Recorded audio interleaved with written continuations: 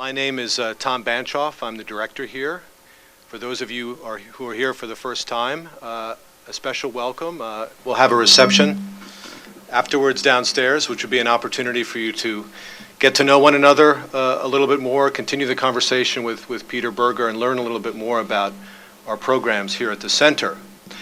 But the main event, of course, is a lecture by Peter Berger of Boston University on the topic Dialogue Between Religions in an Age of Relativity.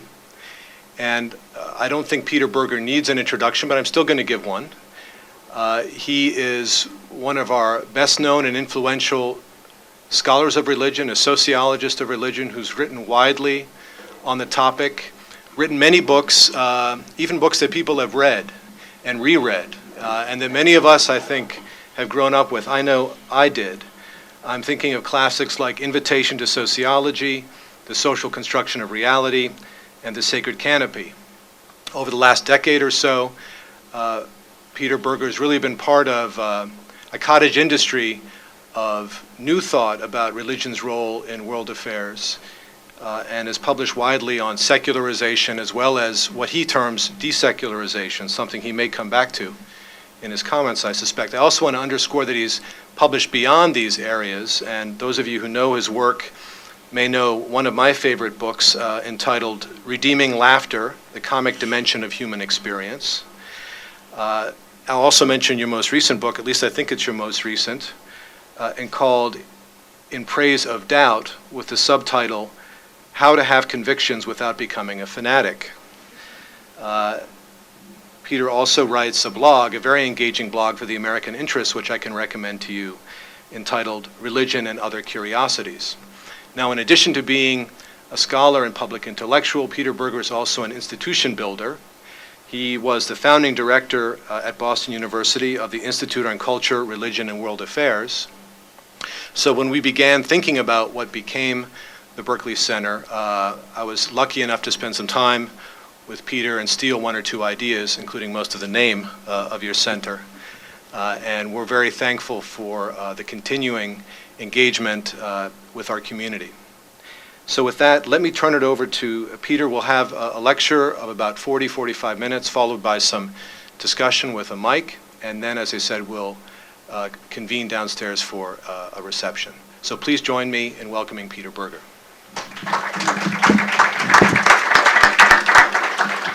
Well, thank you very much for a generous introduction. I feel I should say something humble, like, oh shucks, not me. But I like something that Golda Meir is supposed to have said to one of her ministers, don't be so humble, you're not that important. So I will not say anything humble. The lecture I'm going to read to you, you're not the first one to hear it, you're the second to hear it. I gave that lecture a couple months ago in Germany at the University of Tübingen, where I received the Leopold Lucas Prize, but which I'd never heard before, but it's a very nice prize, supposedly given to people who contribute to world understanding and tolerance. I don't know if that applies to me, but I accepted the prize, and it came at a good time because the euro was very strong as against the dollar. But this has not been published. They will eventually publish it, I understand, but you're hearing something that is virginally free of print. Well, Tom has already given the title, so I will not repeat it. Characterizing an age is always a risky business, but calling ours an age of relativity is, I think, a good bet. Many people, not least theologians, still believe that our age is one of secularity. The underlying assumption of this belief is the so-called secularization theory. Once you strip it of its often pretentious sociological jargon, the basic thesis is simple. Modernization means a decline of religion in the institutional order and in the consciousness of individuals. Along with a broad consensus among scholars of religion at that time, I also adhered to this theory and indeed contributed to it. I was wrong. It took me about 20 years to reach this conclusion, but that is another story. Let me say that those of us who shared this mistake were not totally wrong. Modernity has in fact changed the social and psychological environment of religion. But this change is not necessarily secularizing, except in certain parts of the world, notably in Western and Central Europe. But that too is another story. Most of the world today, including not unimportantly the United States, is witnessing powerful eruptions of religious passion, some with far-reaching cultural, political, and economic consequences. A little over 100 years ago, Nietzsche proclaimed the death of God, on the cusp of what he thought would be an atheistic age. If he had lived, he would have been disappointed. Not long ago, I saw a bumper sticker, all places in Cambridge, Massachusetts, which read, "Dear Mr. Nietzsche, you are dead, yours very truly, God." We have about 60 institutions of higher learning in the greater Boston area, so we get some sophisticated bumper stickers. Modernity does not necessarily secularizing. What modernity, I think, necessarily does is to pluralize. All the basic forces of modernization bring about a situation where most people constantly encounter beliefs, values, and lifestyles different from the ones in which they were originally raised. On the institutional level, this means that different communities of meaning, religious or other, have to find ways of living together unless they want to embroil their society in ongoing, possibly violent conflict.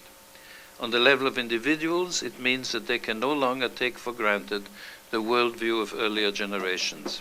Instead, they must make choices between alternative worldviews on offer in their milieu. In other words, pluralization also means relativization. Put differently, beliefs, values, and lifestyles lose their taken-for-granted status. It should be emphasized that this process not only affects religion, but all cognitive and normative definitions of reality. But the process affects religion with exceptional sharpness. It is a very big challenge to any religious tradition, but it is different from the challenge of secularity. The religious situations in America and Europe are quite different. By any reasonable criterion, America is considerably less secular. Yet the process of relativization is strongly present on both continents, with individuals making complicated and often eccentric choices between religious alternatives.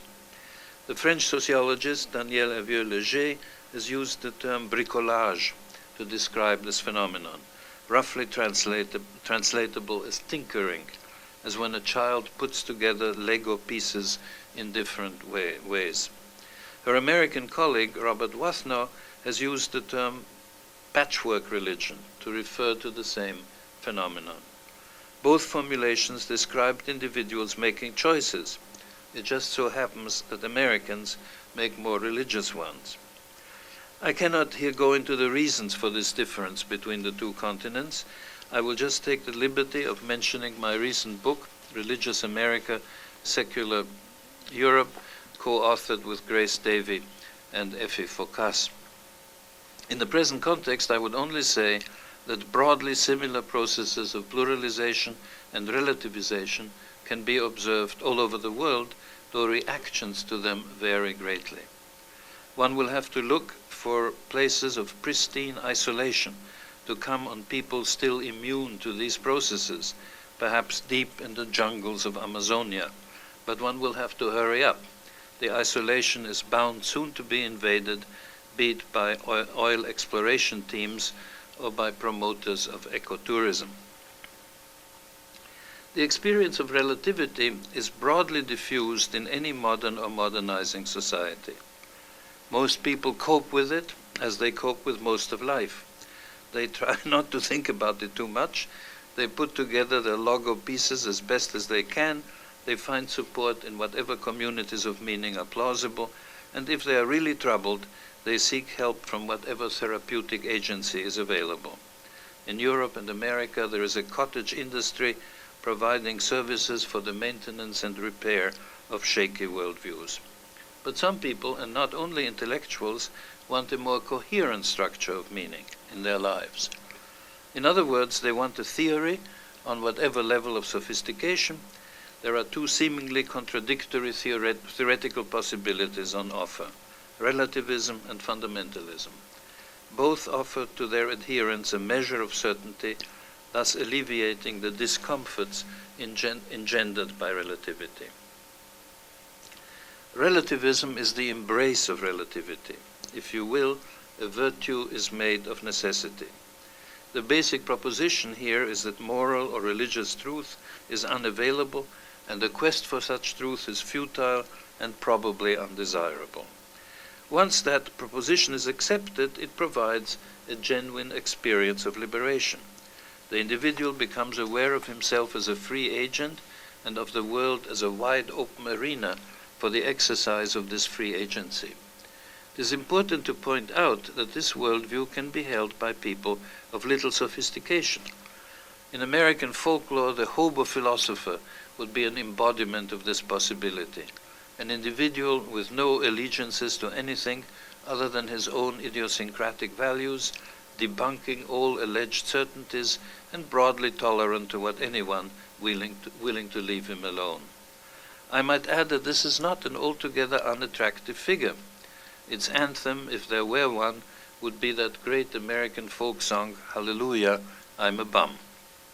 But one does not have to be a hobo to be a relativist.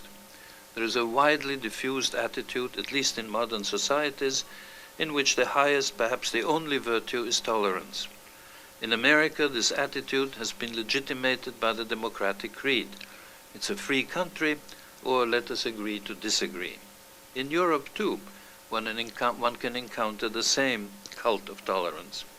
My friend and colleague Thomas Lachmann has engaged in imaginative research in Germany on moral judgments made in everyday life.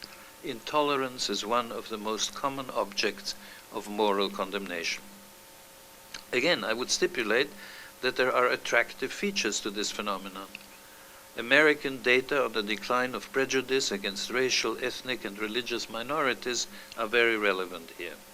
The crunch comes when people with this pan-tolerant viewpoint come up against beliefs and actions that are utterly intolerable. In Europe, the crisis of so-called multiculturalism is an important case in point. Relativism can also be expressed in highly sophisticated terms. Marx, Nietzsche, and Freud are plausibly regarded as fathers of the major relativistic theories of the 20th century. In the wake of World War II, the various forms of existentialism were characterized by an art of mistrust, Nietzsche's term, which was then understood as a path toward freedom. In more recent times, so-called postmodernist theory, once one gets beyond its obscurantist jargon, quite clearly proposes that the quest for truth is futile.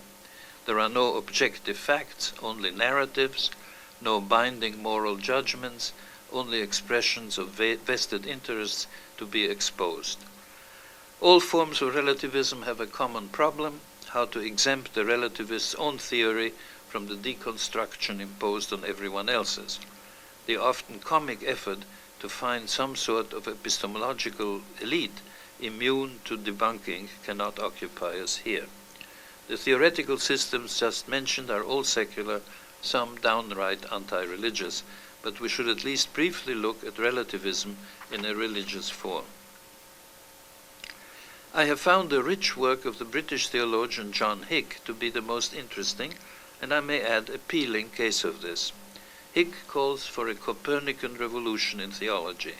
Most religious traditions, he proposes, have looked on themselves as located on a rock of absolute truth, from which and only from which one may seek to confront ultimate reality.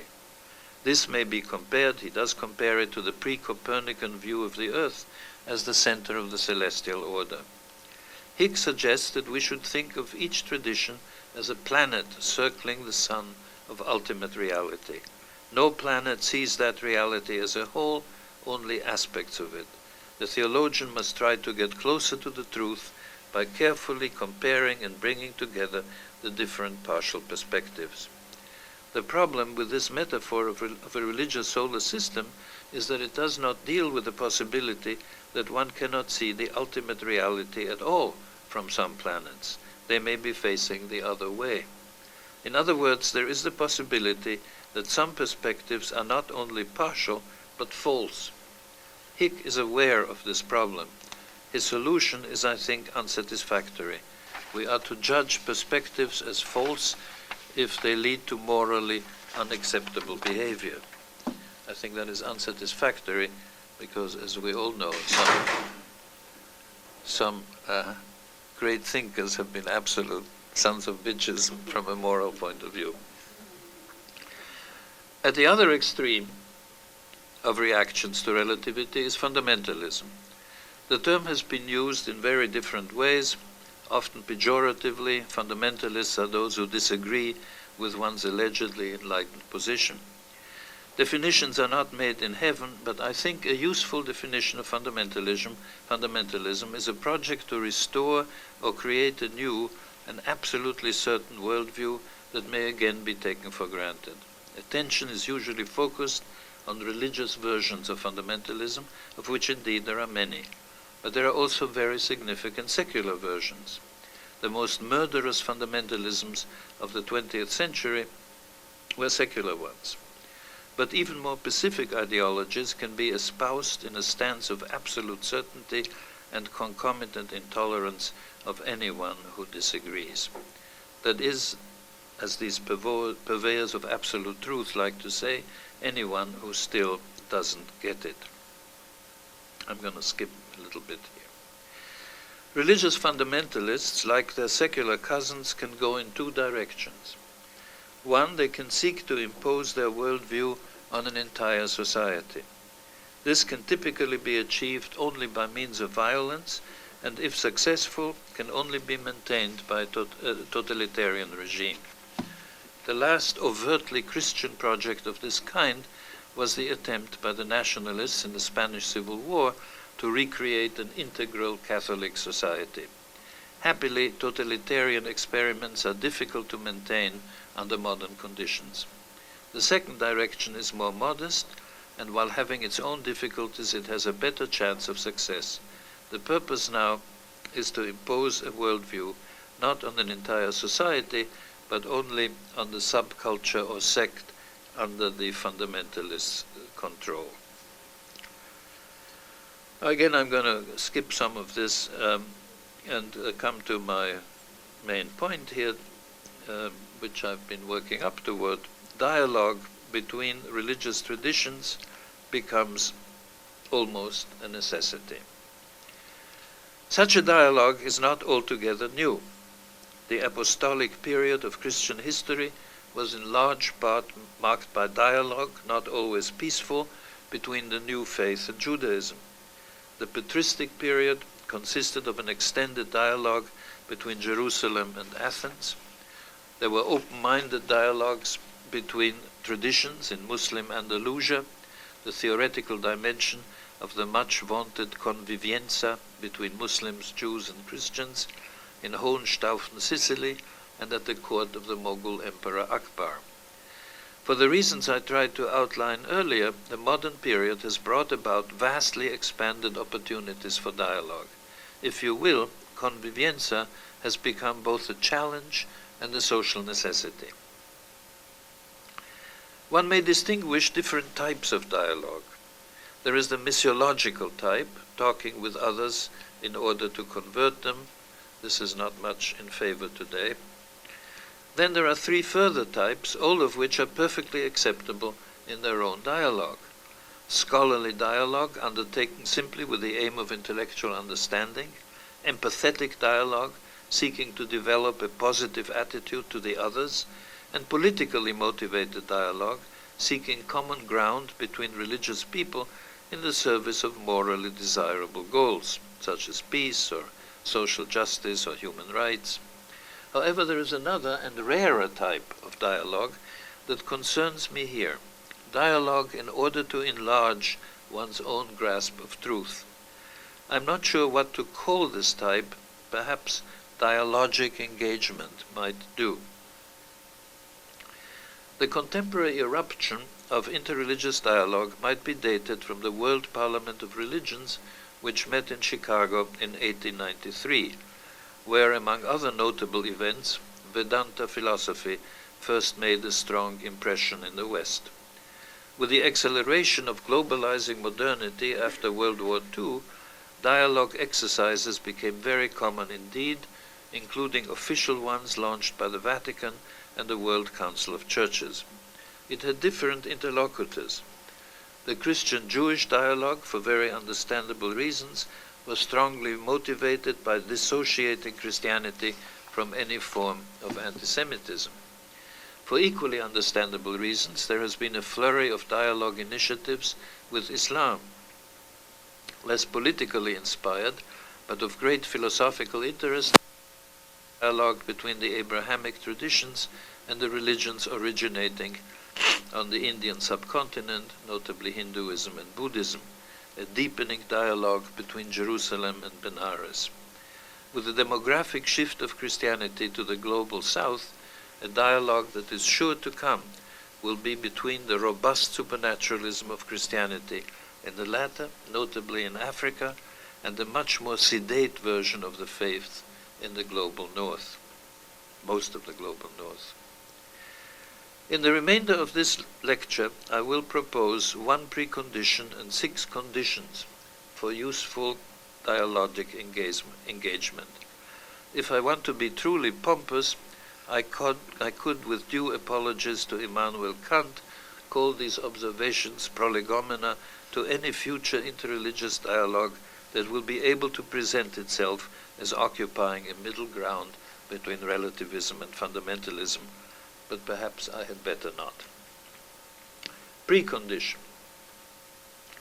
One will not want to even enter into such an engagement unless one is willing to accept the uncertainty brought about by relativization. In other words, fundamentalists will not apply. This precondition can be articulated from each of the Abrahamic traditions, 3 Abrahamic traditions. Our research center at Boston University recently concluded a 2-year project during which a group of American and European scholars proposed how the middle ground mentioned earlier could be arrived at from within Christian, Jewish, and Muslim thought. I yield to the temptation of a footnote. The papers written by members of the research team were published in a volume titled Between Relativism and Fundamentalism, edited by me. I developed my own approach to this topic, co-authored with Anton Zijderveld, entitled In Praise of Doubt. I may as well add a Zulu proverb, if I won't beat my own drum, who will? Now let me get to the conditions. Condition 1.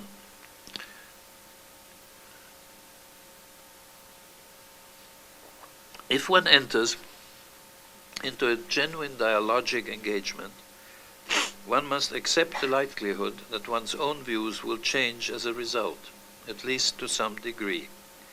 In other words, one will not leave the dialogue as one entered it. Of course, this does not mean that one will convert to the worldview of one's interlocutor. There are many social and psychological reasons why this is improbable in most cases. However, one should not exclude the possibility a priori. In any case, there will be some changes. Though I may add, especially in America, the number of people who do convert sometimes to religions far removed from where they came from is quite remarkable. But that's not the necessary consequence of this. John Hick recounts how he became interested in the relation of Christianity to other religious traditions. He was a Protestant minister in a British city with many minority inhabitants, Muslim, Hindu, Sikh. At first, these others were simply perceived by him as people who lacked the truth to which he adhered. As he interacted with them in numerous encounters, he found it progressively impossible to think of them in this way. He began to entertain the notion that he might learn something from them, that is, learn something religiously. This should not surprise anyone familiar with modern social psychology. There are many data showing how people's views change as a result of conversation with others. What takes place is a process I have called cognitive contamination. This is why fundamentalists must avoid conversation with those who disagree. If they succeed in getting control over an entire society, they will put in place controls over communications with the outside world. If they must limit themselves to the mini-totalitarianism of a sectarian subculture, they will try to substitute psychological pressures for physical coercion. I don't think that we should be troubled by this basic social psychological fact. If we are reasonably sure that we have attained some threads of the fabric of truth, we should be able to afford the thought that other threads might add to that truth or even modify our understanding of it. At that point, what was part of someone else's world becomes part of one's own. On my first visit to Istanbul, I was worried about some developments at home. I had been unable to reach anyone at home by phone, and I was accordingly restless. My host took me to see the Blue Mosque, one of the most magnificent edifices along the Golden Horn. It was late afternoon, there was no service going on, and the tourists had evidently left. There was nothing but silence and a vast empty space. All at once my restlessness abated and my mind became tranquil. I don't know if many Muslims have the same experience in this kind of space, but Jalaluddin Rumi, the great Sufi poet, wrote some beautiful verses about God's presence in absence, about God's speech through silence. Be this as it may, an artifact of Islamic sensibility, the vastness of empty space, had ceased to be alien and had become part of my own world. Condition 2. One must be able to distinguish the core of one's tradition from its more peripheral assertions. Put in terms of my own sociological concepts, cognitive contamination leads to cognitive bargaining, which in turn leads to cognitive compromises. These developments can occur on very different levels of sophistication. For the last 200 years or so, religious thinkers in the Western world have engaged in intensive negotiations with modern secularity. They had to decide what was negotiable in their faith and what was not. Some Christian thinkers were willing to give away most, if not all, the miracles of Jesus, but the resurrection, however interpreted, was non-negotiable. Jewish thinkers were ready to concede the more hair-raising criminal penalties in Leviticus, but the core belief in Torah as containing God's commandments to Israel could not be given up. Ordinary believers often understand this better than theologians. There have been long-lasting dialogues between Catholic, Protestant, and Eastern Orthodox theologians about the Western insertion of the filioque into the Nicene Creed. Nicene Creed originally simply read that the Holy Spirit proceeds from the Father, and at the council in Latin Christianity the term filioque and the Son was added, which is now the Nicene Creed in both Catholic and Protestant, but not Eastern Orthodox versions. There have been these negotiations, and between Catholic and Lutheran theologians about the doctrine of justification. I believe that both exercises resulted in compromise formulations that all participants in the relevant committees were willing to accept. I would not for a moment want to disparage these efforts at ecumenical reconciliation, especially the first one about filioque caught my interest, but I was very conscious of the fact that most lay members of these churches had no knowledge of and little interest in these fine distinctions. There is a quite remarkable Orthodox revival taking place in Russia today. Not long ago I attended a packed liturgy in the main cathedral of St. Petersburg, an impressive manifestation of Orthodox piety. I wonder how many of the people there would have the slightest interest in the negotiations over the filioque, and I am sure that if told that there was no persuasive reason anymore why the churches of East and West should not reunite, they would have laughed at the idea. They knew instinctively that their piety was very different from that of the West. Yet their ideas of what is core and what is periphery in the tradition are rarely part of such ecumenical exercises. This is why those exercises often seem to me like border negotiations between imaginary countries. Condition 3. The voluntary principle in contemporary religion must be accepted. This is simply based on the empirical fact brought on by pluralization. Religious monopolies are very hard to establish under modern conditions, even when states try to do so. People have choices, and they cannot be if they cannot be coerced, they must be persuaded. Legally defined freedom of religion is the normative legitimation of the empirical facts. Perhaps this is a good example of what legal scholars have called the normative power of facticity.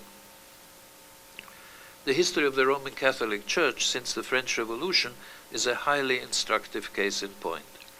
I think it is fair to say that the voluntary principle in religion has been deeply repugnant to traditional Catholic thought. For much of the 19th century, the Church fought it at each step. To be sure, the Peace of Westphalia and subsequent compromises with Protestantism forced the Church to withdraw from some monopolistic practices, but these compromises were dictated by political necessity rather than theological principle. In any case, the concessions were made to states or to other ecclesial institutions, as say in the Edict of Nantes. The idea that individuals should be free to choose their religion stayed as repugnant as ever. But the reality of voluntary religion became ever more pressing. First, in countries where Catholics were in the minority, as in the United States, or where the Church was pushed out of public space by secularist regimes, as in France, and eventually by irresistible social developments throughout the Western world, and eventually elsewhere too, as in Latin America. The proclamation of religious liberty by the Second Vatican Council finally ratified theologically what in any case had become pragmatically unavoidable. It is no accident that the two most influential theologians behind that proclamation were an American, John Courtney Murray, and a Frenchman, Jacques Maritain. I'm within my alleged time. Okay. Condition 4. The validity of modern historical scholarship applied to the tradition must be accepted. This is perhaps the most difficult condition, as it seriously weakens a naive approach to the scriptures and institutions of the tradition. It urgently requires the distinction between what is core and what is peripheral in one's faith. Needless to say, the difficulty is greatest for the Abrahamic traditions, with their scriptures claiming a status of revelation. Hindus and Buddhists would have no serious problems. The plausibility of the caste system does not depend on the authority of the Code of Manu, and Buddhists would hardly be bothered if historians could prove that the Buddha never existed.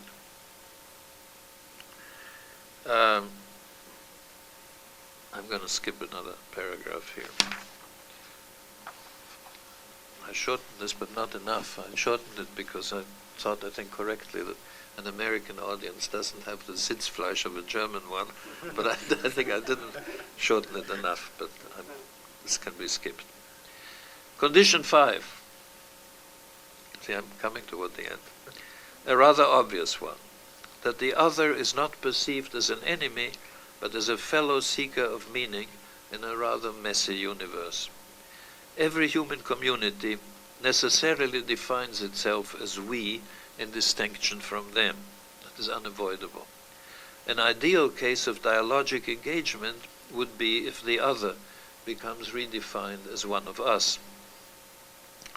One of the few cheering episodes from the history of the Holocaust is the feat by which virtually the entire Jewish population of Denmark was transported in one night to safety in Sweden under the noses of the Gestapo. The exercise involved collaboration by every institution of Danish society, from the king on to local police. After the war, a delegation of American Jews visited the Danish Prime Minister. The head of the delegation said, "We came to thank you for what you did for our people." Excuse me. The Prime Minister replied, "We did nothing for your people. We did this for our people." Finally, Condition 6. Much interreligious dialogue is concerned with the discovery of areas of agreement. This is a perfectly acceptable concern, especially if the purpose is to affirm a common humanity or to find common ground for this or that morally desirable action. It should not be the major concern of dialogue that is part of a search for truth. In that case, it is just as important to say no as it is to say yes. Since this lecture has been rather chatty, not quite as chatty as the original, I left out some chatty episodes, I will conclude with another personal anecdote. It belongs to the dialogue between Jerusalem and Benares. Appropriately enough, it took place in India. I was in Calcutta. For a reason irrelevant to this story, I went to visit a French scholar who was an expert on the Hindu epics. The taxi driver deposited me at the entrance to the alley in which the scholar lived. As I wanted to cross the street to enter the alley, I had to stop for a funeral procession. As is common in India, the corpse, which was of an old man, was lying openly on a plank covered with flowers. There were very few people in the cortege, one apparently a priest who was chanting. This was the first Indian funeral I had seen. I was rather shocked. In America or Europe, one does not normally see uncovered corpses being carried through the streets. When I reached the scholar's house, I told him of the experience, and since I didn't know what else to say about it, I asked him what he thought they would be chanting. He told me that probably it was a particular chapter of the Bhagavad Gita. I think it's the 7th chapter, I'm not sure now.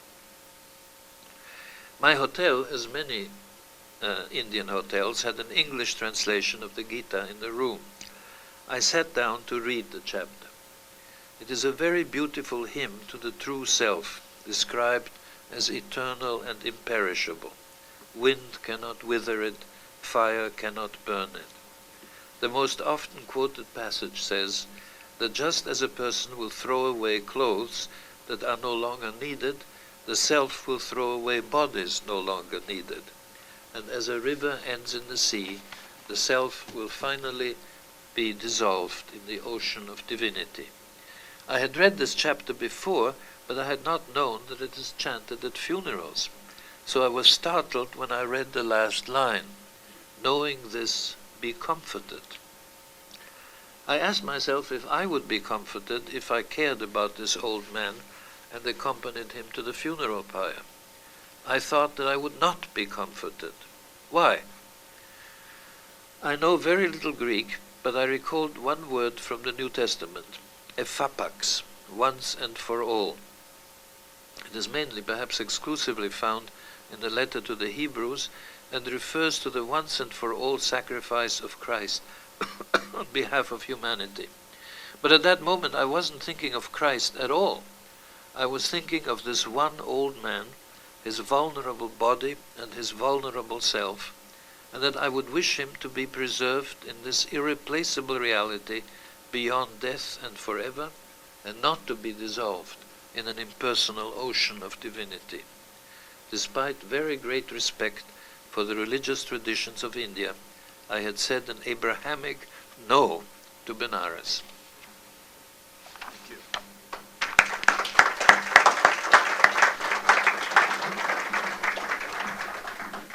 Thank you very much. You've given us a lot to reflect on. You've also left us with plenty of time for discussion. So we'll have a mic. I think the other mic is working. And if you'd like to pose a question or make a short comment, you might raise your hand. I'd ask you to stand up and identify yourself. Okay. I'm told that the mic's not working. That's okay. It just means you have to speak up a little more than you would otherwise. While we're waiting for a couple of hands, Peter, it seems like your talk was divided into two parts. One is sort of mapping of the space of belief, where you differentiate between relativism or relativists on the one hand and fundamentalists on the other, and then your sort of action plan, if you will, for dialogue. It seems to be an overall optimistic story in that you believe in the possibility of engaging with other perspectives and learning and so on. And yet, you're also ruling out the participation of fundamentalists from the get-go. Is there any way to draw fundamentalists into dialogue? Well, I wouldn't want to exclude them myself. They will exclude themselves. And I have found that people who are fundamentalists, no matter which religious tradition or secular ideology they adhere to, they're not interested in dialogue. They want to convert you or they want to kill you. But so it's not my exclusion. I think they tend to exclude themselves. Dan?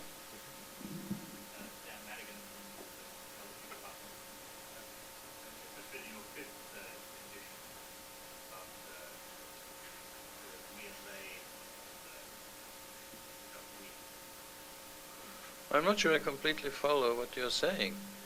I mean, when I say that them becomes us, I don't mean that we sort of absorb them. Certainly there were many believing Christians involved in this episode in Denmark. In fact, the Danish church was very much involved.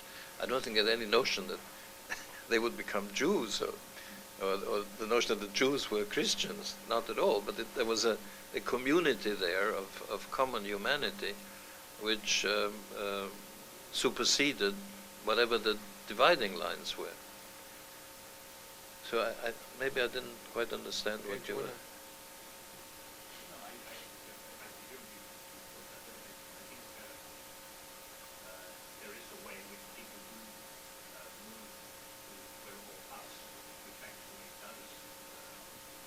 Well, that's what my concluding episode, I mean, it was an emphatic no. I was not I mean, I didn't know this old man and I wasn't frankly grieving.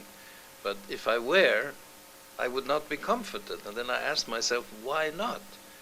And what appeared then in my mind was something very distinctive of the Abrahamic traditions, which is that at least not in early religion of Israel, but certainly in rabbinical Judaism, in Christianity, and in Islam, that the promise of redemption concerns every human being in his unique identity and forever, and not this cosmic soup, I will speak disrespectfully, but this ocean of divinity, which is the final goal of certainly the most sophisticated versions of Hinduism and Buddhism. So I think we agree on this, which does not mean at all lack of respect. And I'm fascinated, particularly by Buddhist philosophy. I have enormous respect for Vedanta. I love the Bhagavad Gita, but no, this is not me. And while we share a common humanity and we may share a common desire for truth, there are some things we do not share. And I think in any serious dialogue of the sort I mentioned here, dialogic engagement, whatever you want to call it, the no is as important as the yes. Otherwise, it's a game. But let me say again, the other kinds of dialogue, take the politically motivated dialogue, there's no need for this. And it's perfectly all right, it seems to me. In fact, desirable. If you have a common goal, which is morally desirable, that, say, Christians and Muslims can collaborate without entering into a common search for truth. Yes?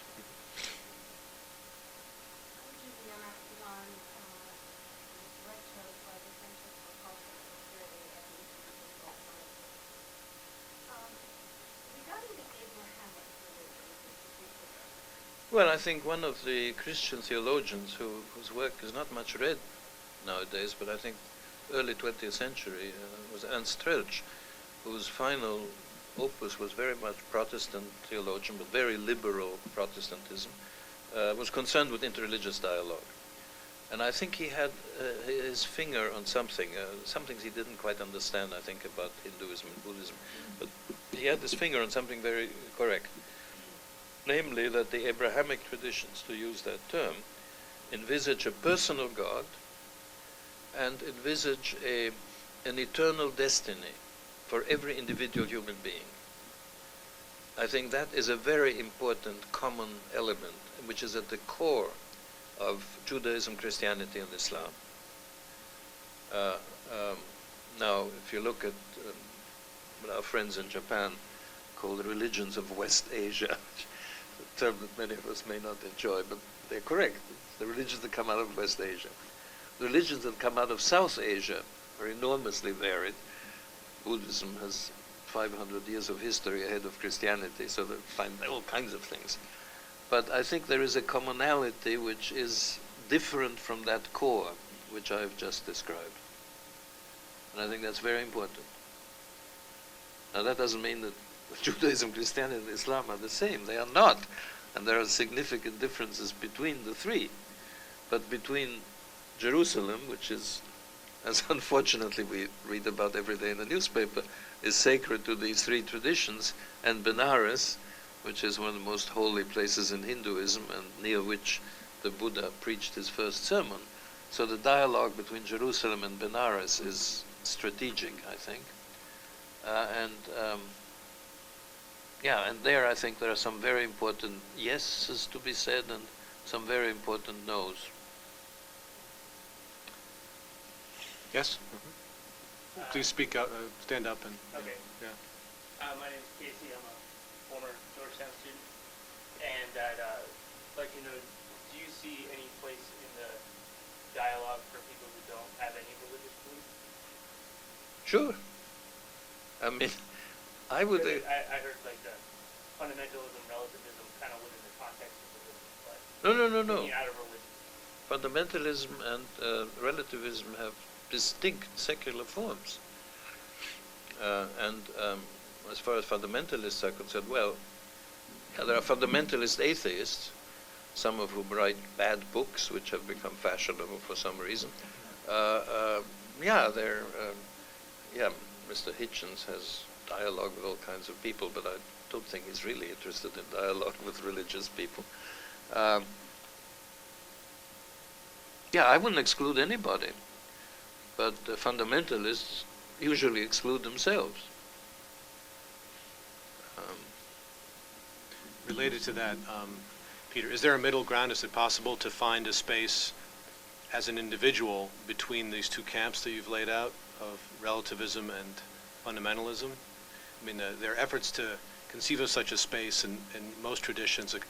Sometimes the term inclusivism is applied, sort of belief that one has the truth, but other traditions may be open to the truth or approximate the truth in different ways. Is that a legitimate middle space in the way you map out this opposition? It's a useful term. And look, if you're familiar with interreligious dialogue, these three, I forget who first formulated this, but three positions have been laid out: pluralist, exclusivist, and inclusivist. And the exclusivist doesn't have to be fundamentalist, but it's a religious position. We have the truth, and everyone else has some version of error, basically.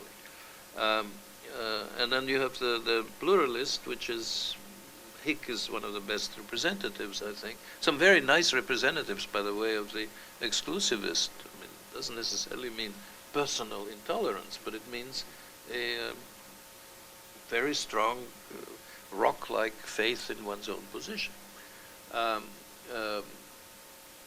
Inclusivism is the middle position. I think in the Catholic world, Karl Rahner was a good example of this. I think you would probably agree. So it cuts across various communities. And I would, if I were pushed to the wall, I would say I'd be an inclusivist. Yeah.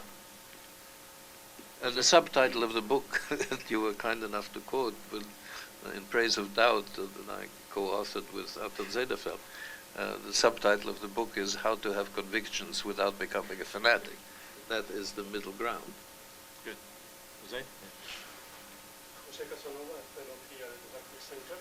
So if I can push you a little further on this inclusivist notion, I mean, I very much am happy that you have given up the original correlation that modernization leads to secularization. Those of us who were educated by the sacred canopy also has a wide deal of it. But you insist still that modernization leads to pluralization, and pluralization leads to relativism. Not relativism, the degree of relativization. Degree of relativization. So the question is, how do we accept this degree of relativization? Because at least sociologically, although the story, I mean, the relationship is very persuasive. Sociologically, if I look as probably the two most religiously pluralistic societies in the world, the United States and China, they go in the direction of inclusivism. Namely, there is, I wouldn't call these relativist societies in any way. I understand it, but the point I'm going to try to say is that if we look at examples of very, very pluralistic society religiously, they are not necessarily those which are permeated by constant doubt. Again, it is perhaps the need to not take for granted. So there is a reflexive belief necessarily. But ultimately, the sociological evidence at least shows that pluralism per se may not so much undermine belief. Maybe perhaps there is some change. So I just want to push you on this, whether to which extent maybe this necessary correlation may need to be Well, look, adjusted. China is a very interesting case. And there has been a, let's use an inappropriate term from another cultural world, the convivienza between Buddhism, Taoism, and Confucianism certainly was a kind of pluralism, although there were people made choices between those also, and they weren't quite as peaceful as people sometimes, Chinese historians sometimes argue. But if you look at contemporary China, one of the most significant facts is the explosive growth of Christianity. Okay? Nobody is sure exactly how many Christians there are. Much of it is still semi-illegal and more or less underground. But it's enormous, okay? As I'm sure you're well aware. That's very interesting. And I think most of it, I wouldn't call it fundamentalist, but it is making very definite choices, which at least in part, I think, unless I'm very badly informed, mean a rejection of the three great teachings, Chinese tradition. Although Confucianism is most easily absorbed in somebody else's worldview, because if you try to bracket its metaphysical background, look at it simply as a kind of ethic, you can do it. I don't know if that addresses your concern. Maybe it's related to your title and what you mean by an age of relativity. It would seem to imply that it's an age where religious truth is being relativized at a sociological level around the world. But that's not what you mean. You mean it more in the sense of an age of pluralism. Is that right? Or an age of engaging difference as opposed to a statement about levels of belief. What I mean is the loss of the taken for granted character of a worldview. And I think it's fair to say, historians will always give you examples where this was not the case, but it's fair to say that through most of human history, most human beings lived in communities in which there was a very high degree of consensus about the basic cognitive and normative definitions of reality. Well, in such a situation, and if you know anything about social psychology, it's not surprising. This worldview becomes taken for granted. Okay? That taken for grantedness is undermined by modernization for reasons which are not at all mysterious. The others intrude upon you all the time, unless they are coerced away, which needs a totalitarian situation. That's what I mean by relativity. Okay, good. Okay. Any students, maybe? Student question? Yeah? Mm-hmm. Dave? David Buckley from the government department. And being from the government department, a government and political institution question. So you talk about the condition of the acceptance of the responder. Might sort of. Well, my favorite mode of thinking is free association. So since we started talking about China, let me continue with China. The present government likes the phrase, a Confucian phrase, the harmonious society. They want a harmonious society. Okay, most of us would be happy to agree with this, at least at the level of the words. I would argue that to have and I did say this in China, to have a harmonious society, you should have religious freedom. Otherwise, it's not going to be harmonious. People are going to be at each other's throats. And I think if you talk about political institutions or legal institutions, I think religious freedom is a, well, I was going to say it's a necessity of the pluralistic situation. That's not quite accurate, because you can try to suppress the pluralistic situation, in which case you create a harmoniousness based on a monopoly, ideological, religious, what have you.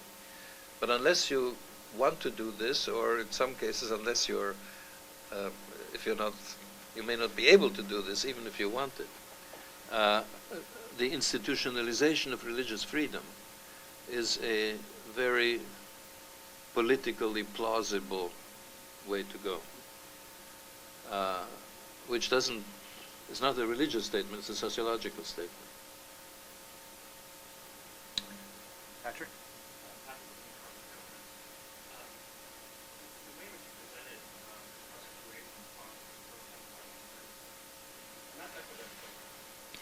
Well, look, I mean, much of my all too fertile publication list, I wear different hats and different things that I've written. I mean, most of what I've written, I write as a sociologist, and but the only orthodoxy I've left at this point in my life is I'm an orthodox Weberian. I believe in value-neutral social science. But then I've written things that have a theological bent, and there my theology is a very liberal kind of Lutheranism. These two are different, though they... Pardon me? Yeah, but look, in terms of what I would say, for example, the kind of thing I said in China recently, and I would say anywhere else, China I would say it a little more carefully because there are security people in the audience, but in Washington I can say it in a more relaxed way. I would say sociologically, I mean, personally, yes, theologically, philosophically, I think this kind of attitude, having convictions, but not being a fanatic, and not being a relativistic nihilist, is where I would want to be philosophically and religiously. But as a sociologist, even if I have a different worldview, I would say the same thing. And if I may, again, I hate to talk about my own books, it seems presumptuous, but I mentioned a book in praise of doubt. Well, Tom was kind enough to mention it. This is my last book. I hope not my last book, but my most recent book. The co-author, Anton Zijderveld, who's an old friend, a Dutch sociologist, he's an agnostic, ex-Calvinist. If I were a Calvinist, I think I'd also end up as an agnostic. He despises atheists, absolutely despises them. He says, how can they know? Okay, I don't know. How do they know that, there's nothing there except us people? So I don't think you have to have a particular religious or philosophical position in order to say what I would say sociologically. And what you can say, bracketing your own norms on this, is, look, which way do you want your society to go? If you want to limit pluralism completely, and again have a taken for grantedness of the basic values of your society, you will have to have something like a totalitarian regime. This has definite problems, but unfortunately it's not impossible. Okay? On the other hand, if you want to go in completely the other direction, that there are no values at all that are binding on people, anything goes, you are undermining the solidarity without which is the minimal solidarity without which a society cannot function. So I think for very practical reasons, I think you are pushed into a middle position. Now, I'm glad that my philosophical and theological inclinations are not in contradiction with my sociological analyses, and maybe they have infiltrated the analysis and I'm engaged in wishful thinking. Jose is laughing, perhaps he thinks that. But you have to also say that you have written multiple globalization, so at least you would not accept the theory that globalization is just Americanization. Oh, it isn't. Absolutely not. John? Yeah.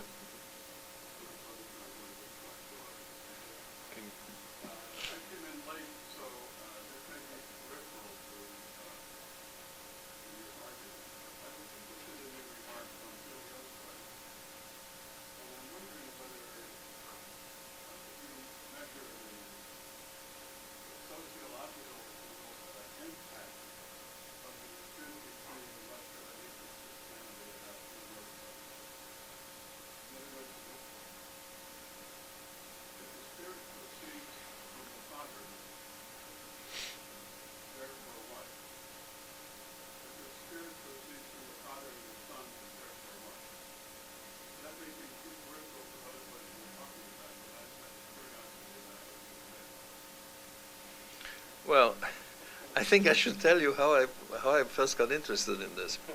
I'm not evading your question, but I can't resist the anecdote. In the 1980s, I had my one and only diplomatic mission in life. I was the American representative at an insane committee of the United Nations called the United Nations Working Group on the Right to Development. And for about 2.5 years, every few months I went to Geneva for about 10 days where this committee met.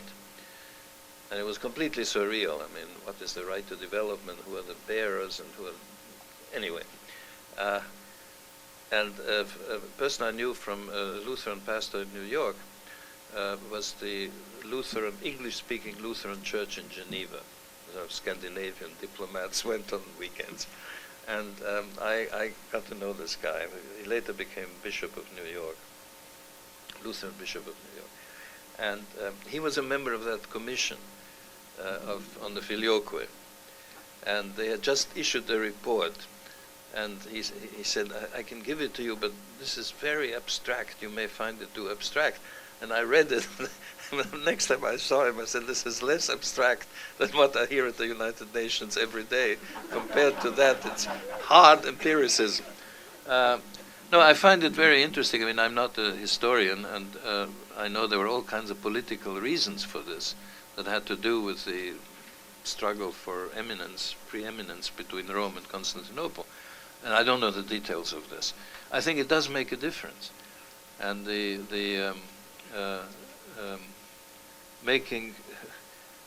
separating the Holy Spirit in a way from Christ gives a much more fluid approach to religious life in the Eastern tradition, which I find rather attractive.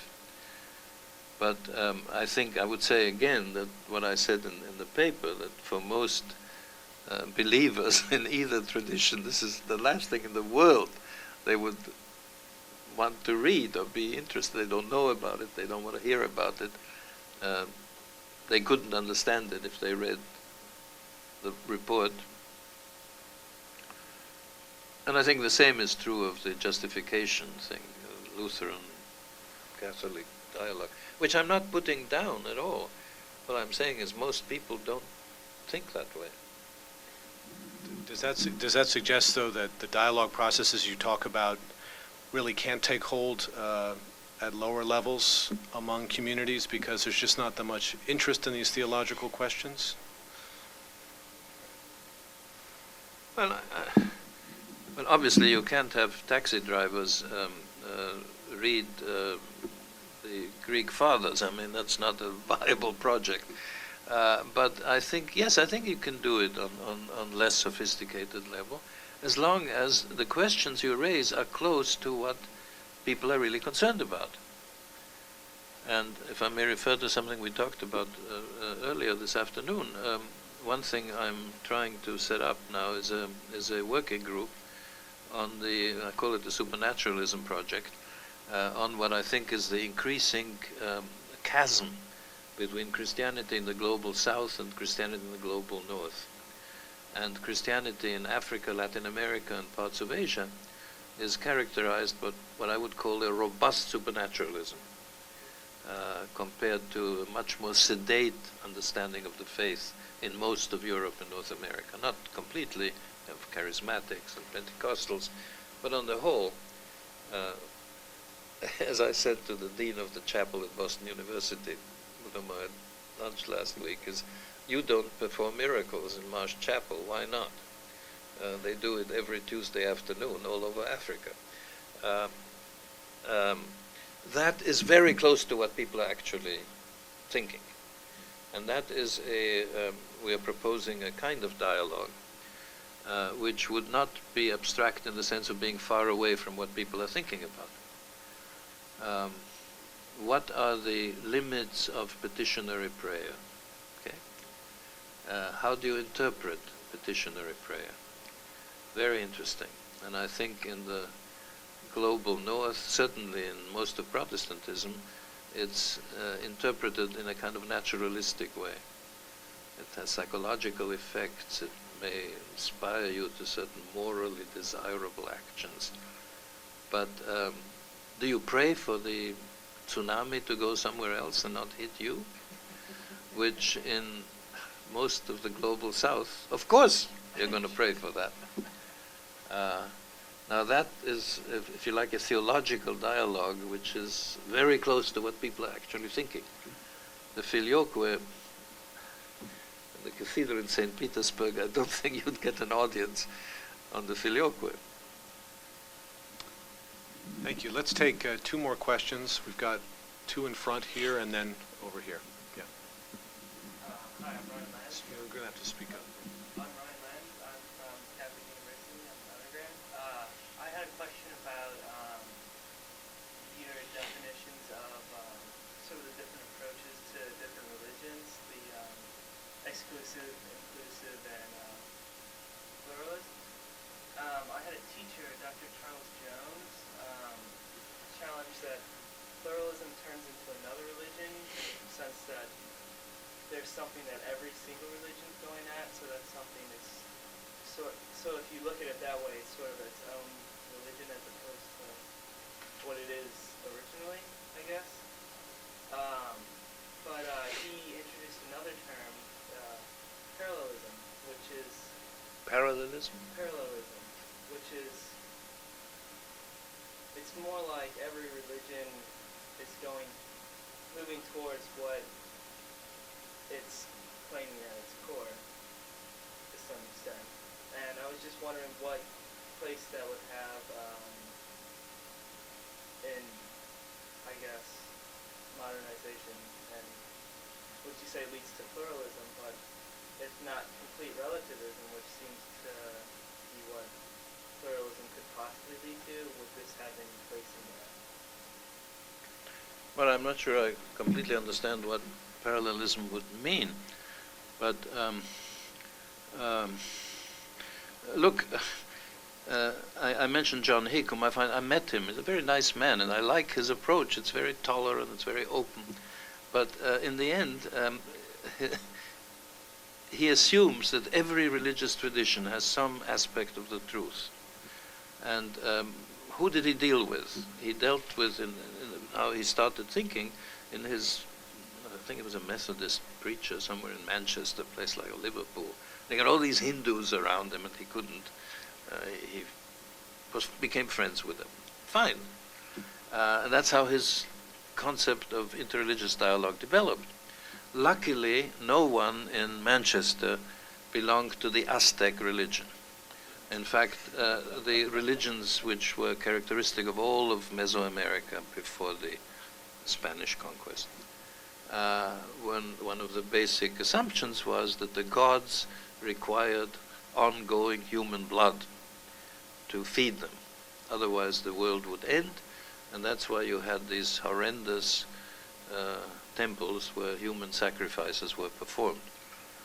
I read in one time in Tenochtitlan, which was the Aztec capital on top of which Mexico City was built, at one point after some war, 10,000 people were sacrificed on the big platform of the temple. There was a long line waiting for people to be executed. Now, I don't think Hick would want to engage in friendly dialogue with Aztec priests. There are limits that have to be set, and I don't think they're simply moral. There's a philosophical, what are the gods? What is the relationship between human beings and the world of the gods? Okay, final question, Catherine? Catherine Marshall from the Berkeley Center. I want to go back to the St. Petersburg Cathedral. And you were saying that the people there would have laughed, but would have a very clear sense of how their piety is different from Western Christianity. And what that, first of all, I'm curious as to what you think they would have said. In other words, what would have been their perception, or what would be their perception. But it also opens up a question of a whole other set of dialogue that's more based on the music and the cultural traditions and the rituals, and in a sense the sharing, that whole dimension, which to me is maybe a fourth or fifth category. There's also dialogue that starts with praxis, which is another one, but the more cultural dimensions. Well, of course, every religious tradition, especially if it extends over centuries, develops its own aesthetic expressions, art and dance and music, and certainly in order to understand it, it's very helpful to relate to this. I would argue that if you want to understand Lutheranism, Lutheran hymnody, culminating in Bach, is more instructive than Lutheran dogmatic theology. So I agree with this.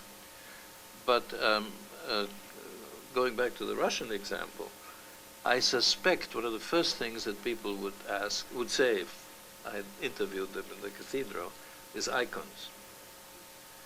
And the centrality of the icon, not as a work of art, but as an access to transcendence. It's very alien, I think, to Western Christians. And one wonderful, I didn't see it, but a friend of mine told me that the management of the Hermitage Museum in St. Petersburg has been troubled by the fact there are lots of icons there, that people come and pray in front of the icons, which is not what the museum is set up to do. So yes, I agree with you, but it's not just an aesthetic appreciation. It's through the aesthetic, through these things that you mentioned, music, art, etc., people express their relationship to transcendence. And that's cognitive. Western Christians could say, well, we agree with this or we don't agree with this. I don't know, I haven't thought much about it myself. So I agree basically with what you're saying. Well, thank you, Peter, for spending time with us. We've raised a great many questions. We haven't begun to exhaust them.